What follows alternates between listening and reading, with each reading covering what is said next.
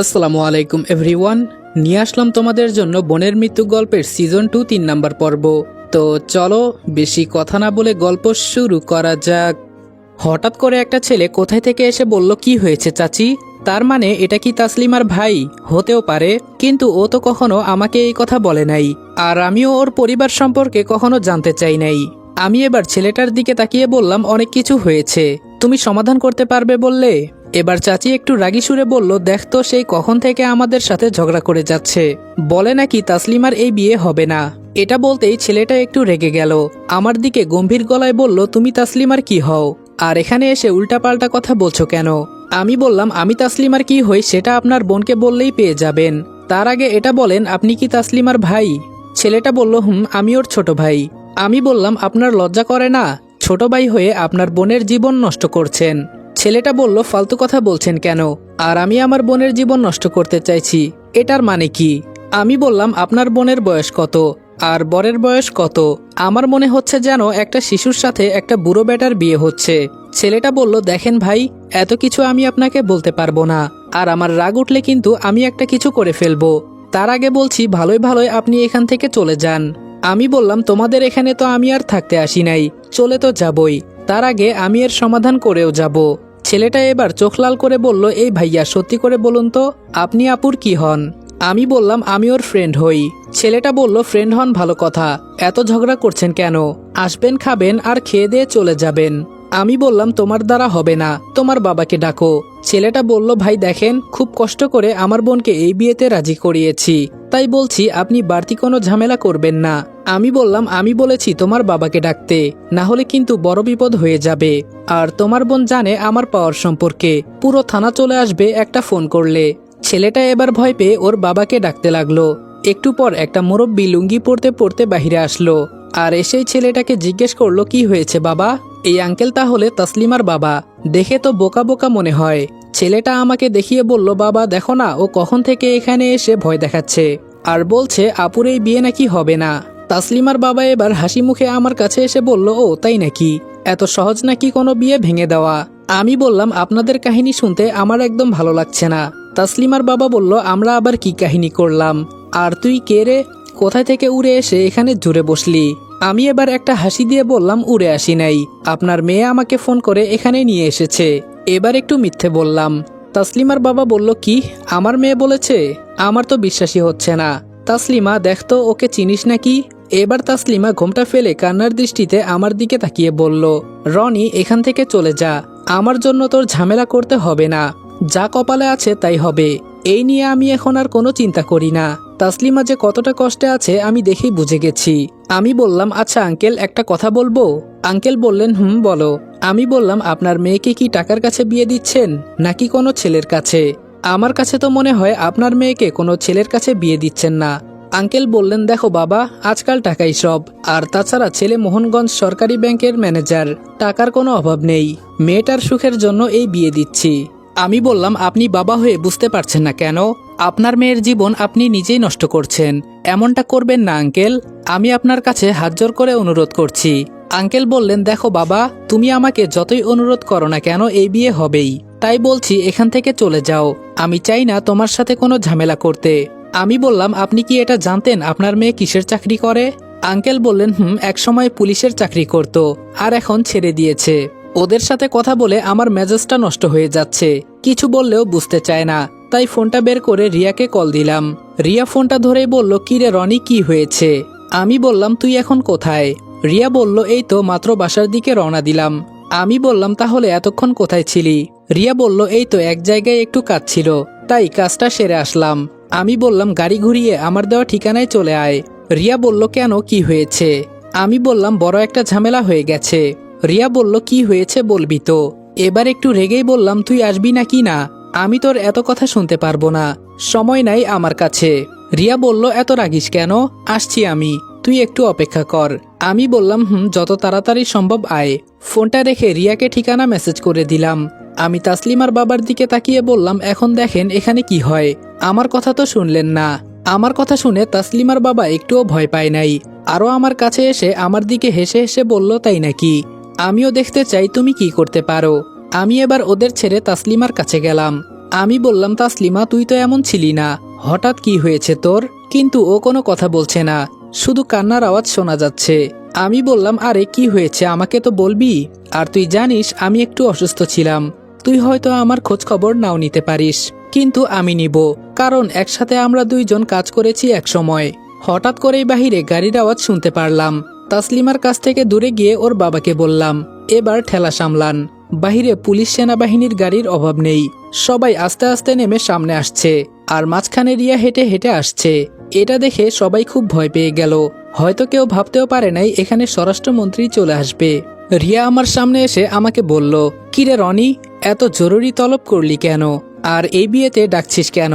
আমি বললাম, দেখ এটা কার বিয়ে? রিয়া বলল, কার বিয়ে? আমি বললাম, তাসলিমার বিয়ে হচ্ছে। আর কার সাথে জানিস? ওই যে দেখ পাশে বর বসে আছে। রিয়া একবার বরের দিকে তাকিয়ে আমাকে বলল, এটাকে বিয়ে বলে নাকি রং তামাশা বলে? আমি এবার রিয়াকে বললাম, ওই যে তাসলিমার বাবা, ওনাকে বল। আর এই বিয়ে হতে দিবি না কোনোভাবেই, বিয়েটা তাসলিমার ইচ্ছের বিরুদ্ধে হচ্ছে। রিয়া তাসলিমার বাবার সামনে গিয়ে বলল, আপনার মেয়ে এক সময় আমার বডিগার্ড ছিল, জানেন এই কথা? উনি এবার অবাক হয়ে বললেন, কি বলছেন ম্যাম, আমার মেয়ে আপনার বডিগার্ড ছিল? রিয়া বলল, হুম। এখন আর কথা বাড়াতে চাই না, আপনি বরপক্ষ বিদায় করেন, ছেলে আমার পছন্দ হয় নাই। আঙ্কেল বললেন, কিন্তু ম্যাম। পাশ থেকে একজন পুলিশ বলল, এই তোর তো সাহস কম না, ম্যামের মুখের উপর কথা বলিস। রিয়া হাতে ইশারা করে বলল চুপ করতে। এবার উনি একটু ভয়ে ভয়ে বললেন, জি ম্যাম বলছি। আমি এবার তাসলিমার কাছে গিয়ে বললাম, যা কাপড় চেঞ্জ করে আয়। তাসলিমা বলল, রনি এটা কিন্তু ভালো করলি না। আমি বললাম, ভালো মন্দ আমাকে বলতে হবে না, তুই রুমে গিয়ে কাপড় চেঞ্জ করে আয়। আমি আর রিয়া দাঁড়িয়ে আছি। তাসলিমা এবার উঠে ভেতরে চলে গেল। আমি রিয়ার কাছে গিয়ে বললাম, রিয়া আজকে আমার কি মনে হচ্ছে জানিস? রিয়া বলল, কি মনে হচ্ছে বল শুনি। আমি বললাম, তুই আমার সত্যিকারের বেস্ট ফ্রেন্ড। রিয়া বলল, একদম পাম দিবি না আমাকে। আমি বললাম, আমি আবার কোথায় পাম দিলাম তোকে? রিয়া বলল, আচ্ছা এখন তুই আবার কি করতে চাস বলতো? আমি বললাম, যা করেছি আমি তোর ভালোর জন্যই করেছি, এক কাজ কর, সবাইকে বিদায় করে দে। রিয়া বলল, সেই দিনের মতো ঘুরবি নাকি? আমি বললাম, না এমনটা করব না, তাসলিমার সাথে কিছু কথা আছে। রিয়া বলল, দেখ আমি ওর মুখও দেখতে চাই না, তুই বললি দেখে আমি এখানে এসেছি। দেখতে দেখতে তাসলিমা কাপড় চেঞ্জ করে চলে আসলো। আমি বললাম, এখন চল। তাসলিমার বাবা আমাদের সামনে এসে বলল, ম্যাম এখন তাহলে কি হবে আমার মেয়ের? আমি বললাম, এত চিন্তা করতে হবে না, ভালো ছেলের সাথে আপনার মেয়ের বিয়ে হবে, আমাদের বিশ্বাস করতে পারেন। ওরা আর বাড়তি কোনো প্রশ্ন করে নাই। আমরা গিয়ে গাড়িতে বসলাম। রিয়া সবাইকে চলে যেতে বলল। আগের বারের মতোই আমরা তিনজন নদীর পাড়ে গিয়ে বসলাম। রিয়া কিছু পাথর হাতে নিয়ে পানিতে ছুটছে। আমি বললাম, কি রে রিয়া, পাথর এভাবে ফেলছিস কেন? রিয়া বলল, এমনটা করলে আমার ভালো লাগে। আমি বললাম, তাসলিমা কোনো কথা বলবি না? তাসলিমা বলল, আমি আর কি বলবো, আমার সবকিছু হারিয়ে গেছে। রিয়া ম্যাম এবার তাসলিমার দিকে তাকিয়ে বলল, তুমি সেই দিন আমার সাথে এভাবে বেইমানি করলে কেন? আমি বললাম, আমি সব বুঝিয়ে বলছি ম্যাম। রিয়া বলল, তুই আবার কি বলবি? আমি বললাম, আমাদের সিনিয়র স্যার যিনি তোকে কিডন্যাপ করেছেন, তাকে তাসলিমা অনেক ভালোবাসতো, যাকে বলে একতরফা ভালোবাসা। রিয়া অবাক হয়ে তাসলিমার দিকে তাকিয়ে বলল, কি? আমি বললাম, এজন্যই তো তোকে আমি বলেছিলাম বেইমানি তোর সাথে হয় নাই, বেইমানি করা হয়েছে তাসলিমার সাথে। এবার তাসলিমা একটু কান্না করে বলল, আমার কপাল খারাপ, না জেনে কাউকে ভালোবাসা ঠিক নয়। আমি বললাম, আমি যদি ভুল না করি তাহলে আমাদের সিনিয়র স্যারের একজন বউ আছে। তাসলিমা কান্না জড়িত কণ্ঠে আমার দিকে তাকিয়ে বলল, তুই কিভাবে জানিস এই কথা? আমি বললাম, ওই দিন আমি ওনার ফোনের স্ক্রিনে একটা মেয়ের পিক দেখেছি। তাসলিমা বলল, হুম তোর কথাই ঠিক। রিয়া বলল, এই কথা তো আমাকে আরো আগে বলতে পারতা, এজন্য তুমি সেই দিন এক জায়গায় দাঁড়িয়েছিলা। আমি বললাম, এই তো ম্যাম, এখন দেখি সুন্দর মতোই সবকিছু বুঝে গেলেন। তাসলিমা বলল, আমার সাথেও বেইমানি করেছে। আমি বললাম, এজন্য যাকে ভালোবাসবি তার খোঁজ খবর আগে থেকেই জানা লাগবে, না জানলে তো এমনই হবে। দোষী তো উনি না, সব দোষ তোর, নিজের পায়ে নিজে কুড়াল মারলে কে না করবে? তাসলিমা বলল, ও আগে থেকেই সব জানতো। রিয়া বলল, সব জানতোই যদি, তারপরেও তোমাকে কিছু বলল না কেন? তাসলিমা বলল, ও আমাকে ওর বন্ধুদের সাথে নিয়ে ধর্ষণ করতে চেয়েছিল। তাসলিমার কথা শুনে আমি আর রিয়া কি বলবো মুখের ভাষা হারিয়ে ফেলেছি। কি বলছে তাসলিমা, কিছুই তো বুঝতে পারছি না। তাসলিমা বলল, সেদিন ওর এক ফ্রেন্ড আমাকে ফোন করে সব বলে দেয়, আর তার কাছ থেকেই আমি এই কথা জানতে পারি। রিয়া বলল, তাহলে তুমি এই বিয়েতে রাজি হলে কেন? তাসলিমা বলল, তো কি করব, সবকিছু যেন আমি হারিয়ে ফেলেছি, ঠিকমতো খাবার খেতাম না, কারো সাথে কথা পর্যন্ত বলতাম না, তাই বাবা ভেবেছিল আমার বিয়ে হয়ে গেলে সবকিছুই ঠিক হয়ে যাবে। আমি বললাম, থাক আর বলতে হবে না ম্যাম, এখন তো সব বুঝে গেছেন। রিয়া বলল, হুম রনি, এখন সব আমার কাছে পরিষ্কার। তাসলিমা এবার উপরের দিকে তাকিয়ে বলল, আমার জীবনে কিছুই নেই, সব শেষ হয়ে গেছে। এই জীবন রাখার চেয়ে না রাখাই অনেক ভালো। আমি তাসলিমার একটা হাত ধরে ওর চোখের দিকে তাকিয়ে বললাম, তাসলিমা, আমাদের বিশ্বাস করতে পারিস, আমরা তোর ভালোই চাই, এজন্য এসব করেছি। তাসলিমা আমার চোখের দিকে তাকিয়ে বলল, সত্যি তুই আমার পাশে থাকবি তো? রিয়া একটু জোরেই বলল, রনি, আমাদের এখন যাওয়া দরকার। আমি তাসলিমার হাত ছেড়ে দিয়ে চিন্তা করছি, আমি তো বড় একটা ভুল করে ফেললাম। তাসলিমাকে বাঁচাতে গিয়ে ওকে তো আবার কোনো মিথ্যা আশ্বাস দিয়ে ফেললাম না? ওর চোখের ভাষায় আমি বুঝতে পেরেছি ও আমার কাছে কিছু চাইছিল। না না, এমনটা কোনো সময় হবে না। আর আমি কি সব ফালতু চিন্তা করছি? একজনের মাঝে আমি মুগ্ধ থাকতে চাই। আমি বললাম, রিয়া, অনেকদিন পর আমাদের এখানে আসা, তাই না? কথাটা পাল্টানোর জন্য বললাম। এর মাঝে তাসলিমা প্রশ্ন করে বসলো, আমি রিয়াকে এভাবে তুই তুকারি করছি কেন? রিয়া বলল, সেই দিন রনি আমার জীবন বাঁচিয়েছে, মনে আছে তাসলিমা? তাসলিমা বলল, হ্যাঁ ম্যাম, মনে আছে।